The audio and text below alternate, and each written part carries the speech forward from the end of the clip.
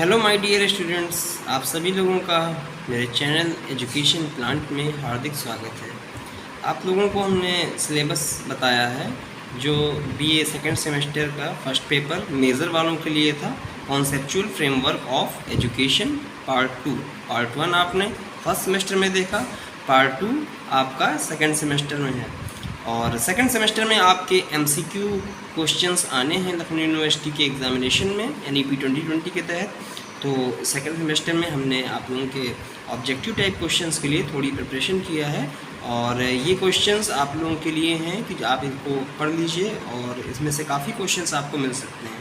तो इसके छोटे छोटे वीडियोस हम आपको समय समय पर बनाते रहेंगे, डालते रहेंगे। और आज का जो हमारा वीडियो है वो फर्स्ट यूनिट के इम्पोर्टेंट क्वेश्चंस को लेकर है, तो हम इसी को डिस्कस करते हैं। आप हमारे चैनल अगर एजुकेशन प्लांट पर पहली बार आए हैं तो प्लीज़ इसे सब्सक्राइब जरूर करें, जिससे आगे आने वाले किसी भी प्रकार की वीडियो मिस ना हो। मिस ना होने के लिए आप पास में लगे बेल आइकन को ऑल पर ज़रूर सेट कर दीजिए।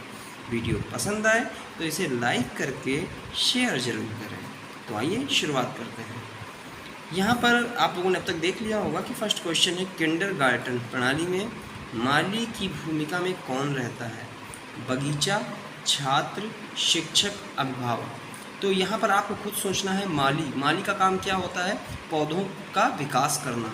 तो यहाँ पर जो विद्यालय होता है वहाँ पर बच्चों का विकास कौन करता है? शिक्षक करता है, इसलिए इसका सही आंसर हो जाएगा शिक्षक। किंडरगार्टन का जो कॉन्सेप्ट था आप लोगों को पहले भी बताया जा चुका है कि किसने दिया था? फ्रोबेल ने दिया था। ठीक है, तो एक बुक का नाम है जिस पर ये क्वेश्चन है, the education of the man. पुस्तक किसने लिखी है? इसमें 4 ऑप्शन है, मॉन्टेसरी, फ्रोबेल, किलपैट्रिक, पार्कहर्स्ट। तो इसका सही आंसर है फ्रोबेल। आप बुक का नाम याद रख लीजिए। क्वेश्चन को उल्टा करके भी पूछा जा सकता है, फ्रोबेल ने निम्न में से कौन सी बुक्स लिखी है? 4 ऑप्शन दिए होंगे तो वहाँ पर आपको the education of the man याद रखना है। थर्ड क्वेश्चन पर आते हैं। फ्रोबेल के अनुसार शिक्षा किसके अंतःकरण से उत्पन्न होने वाली विकास की प्रक्रिया है? बालक, शिक्षक, अभिभावक, विद्यालय। सीधी सी बात है, शिक्षा बाल केंद्रित होगी तो बालक के ही अंतःकरण से उत्पन्न होने वाली विकास की प्रक्रिया है। तो इसका सही आंसर हो जाएगा फर्स्ट, बालक। फ्रोबेल की शिक्षा प्रणाली का क्या नाम था? अभी सेकंड क्वेश्चन से पहले हमने आपको ये रिपीट किया था, तो आपको पता होगा फ्रोबेल की शिक्षा प्रणाली कौन सी है? किंडरगार्टन। किंडरगार्टन का अर्थ क्या होता है? बच्चों का बगीचा। आप इस चीज़ को भी ध्यान रखिएगा, बच्चों का बगीचा। फ्रोबेल ने किंडरगार्टन प्रणाली में किस प्रकार की गेंदों का निर्माण किया था? बच्चों को खेलने के लिए उन्होंने ऊन की गेंदों का निर्माण किया था। ठीक है, नेक्स्ट क्वेश्चन पर आते हैं। पूर्व प्राथमिक शिक्षा की समय सीमा क्या है?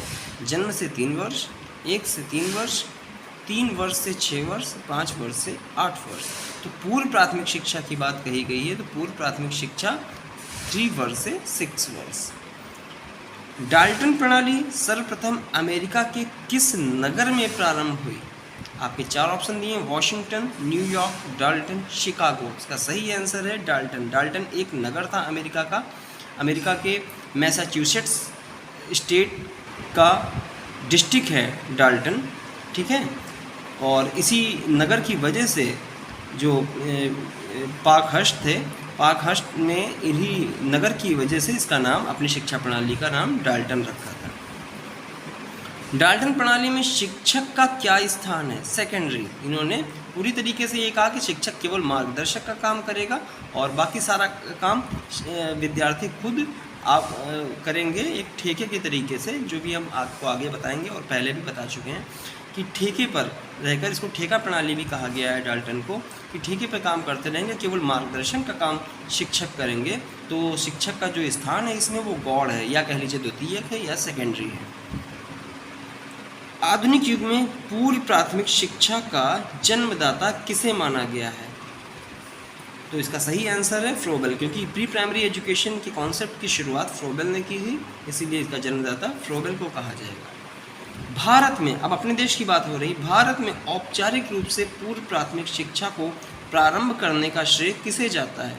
अनौपचारिक रूप से तो चलता था, घर पे ही सब अपने अपने बच्चों को पढ़ाना लिखाना शुरू कर देते थे, बट औपचारिक रूप से, इसलिए इस औपचारिक को बहुत ध्यान से पढ़िएगा। भारत में, इस भारत शब्द को भी ध्यान में रखिएगा क्योंकि पूरे विश्व में नहीं पूछा जा रहा है। भारत में औपचारिक रूप से पूर्व प्राथमिक शिक्षा को प्रारंभ करने का श्रेय किसे जाता है? तो इसका सही आंसर होगा ईसाई मिशनरियों।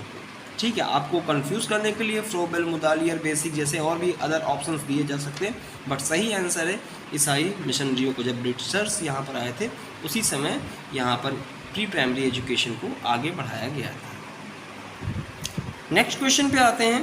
पूर्व प्राथमिक शिक्षा के सबसे अधिक विद्यालय किस राज्य में हैं? उत्तर प्रदेश, कर्नाटका, महाराष्ट्र और उड़ीसा। तो इसका सही आंसर है महाराष्ट्र।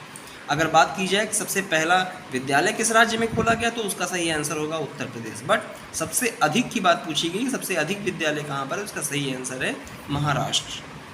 तो साथ ही साथ जो हम बोलते जा रहे हैं आप उनको भी नोट कर सकते हो कि हमने कहा कि सबसे पहला विद्यालय इनमें से कौन से राज्य में खोला गया, तो आप कहोगे उत्तर प्रदेश।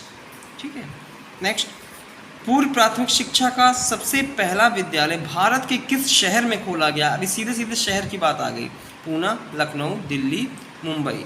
तो इसका सही आंसर है लखनऊ।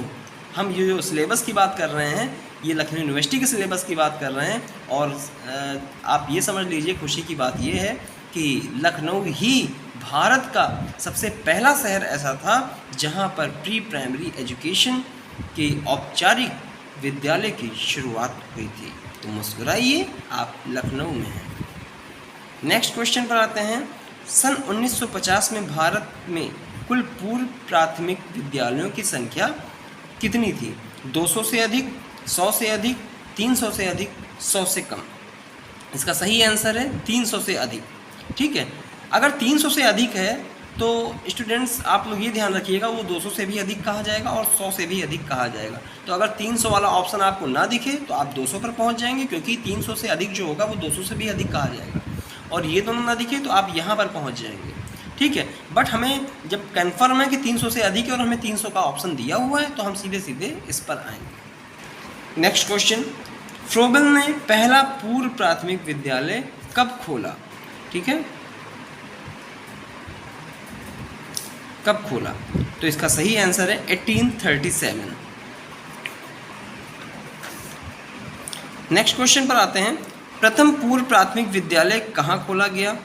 अभी आपने जाना 1837 में खोला, लेकिन कहाँ खोला गया? तो ब्लैकबर्न गांव में। ठीक है, याद रखिएगा, ब्लैकबर्न गांव में खोला गया।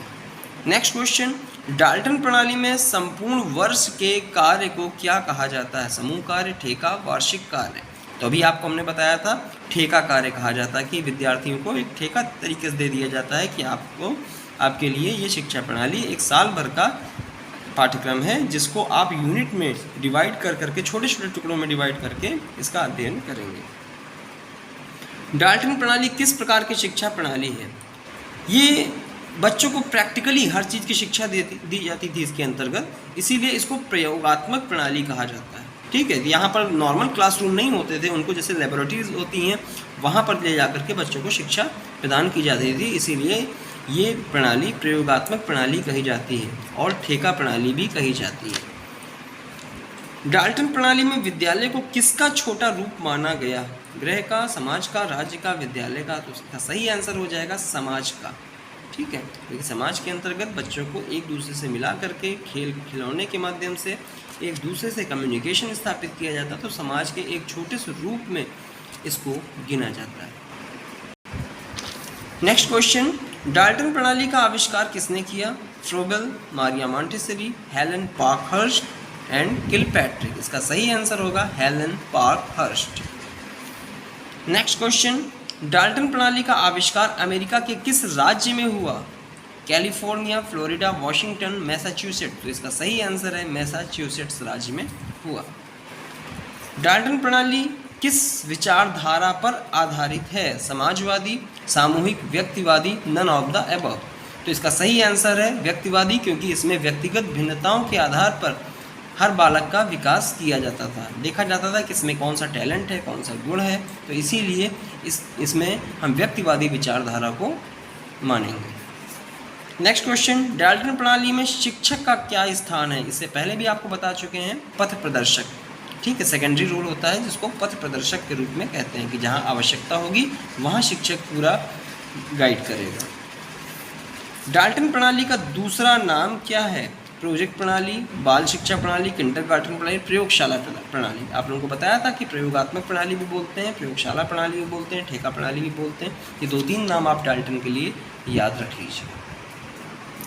नेक्स्ट, मॉन्टेसरी प्रणाली में शिक्षक का दृष्टिकोण कैसा होना चाहिए? प्रकृतिवादी, आदर्शवादी, व्यवहारवादी, प्रयोगवादी। तो इसका सही आंसर है प्रकृतिवादी। मारिया मॉन्टेसरी किस प्रकार की शिक्षा पर बल देती हैं? बाल केंद्रित, परीक्षा केंद्रित, शिक्षा केंद्रित, शिक्षक केंद्रित। तो मारिया मॉन्टेसरी का भी कॉन्सेप्ट जो था बाल केंद्रित का था।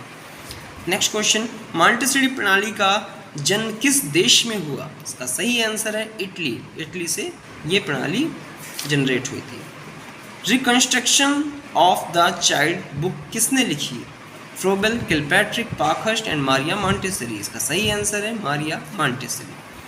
फ्रोबेल की प्रसिद्ध पुस्तक का क्या नाम है? फर्स्ट क्वेश्चन भी आपसे यही पूछा था, तो उसमें उल्टा करके दिया था, एजुकेशन ऑफ द मैन दिया था और राइटर नेम पूछा गया था। यहाँ पर आपको फ्रोबेल का नाम दिया है और बुक का नाम पूछा जा रहा है education of the man. Next, nursery school पुस्तक किसने लिखी? फ्रोबेल ने, मारिया मॉन्टेसरी ने, मार्गरेट मैकमिलन ने, लॉरेंस फ्रैंक ने। तो नाम याद रख लीजिए, लॉरेंस फ्रैंक ने नर्सरी स्कूल नामक बुक लिखी थी। शिशु शिक्षा में मनोवैज्ञानिक पद्धति का विकास किसने किया? Kilpatrick, Froebel, Parkhurst, Graves. तो इसका सही आंसर है फ्रोबेल।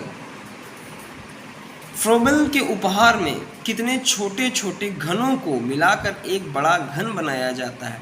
तो इसका सही आंसर है 27। किंडरगार्टन प्रणाली के किस सिद्धांत को ईश्वर की संज्ञा प्रदान की जाती है? एकता का सिद्धांत, विकास का सिद्धांत, स्वतंत्रता का सिद्धांत और खेल का सिद्धांत। का सही आंसर है एकता का सिद्धांत। तो दोस्तों, ये आपके फर्स्ट यूनिट के कुछ इम्पोर्टेंट क्वेश्चंस थे और इसके बाद हम नेक्स्ट वीडियो सेकंड यूनिट के इम्पोर्टेंट क्वेश्चंस को लेकर आएंगे, फिर थर्ड और फोर्थ के भी आपके सामने रखेंगे और उसके बाद ओवरऑल और भी कौन कौन से वीडियोस हमें मिल सकते हैं वो हम आपको बताते रहेंगे, जिससे आपको प्रिपरेशन में किसी भी प्रकार की कोई समस्या ना हो। तो वीडियो पसंद आए तो इसे लाइक करके शेयर ज़रूर करेंगे। मिलते हैं नेक्स्ट वीडियो में, तब तक के लिए wish you all the best.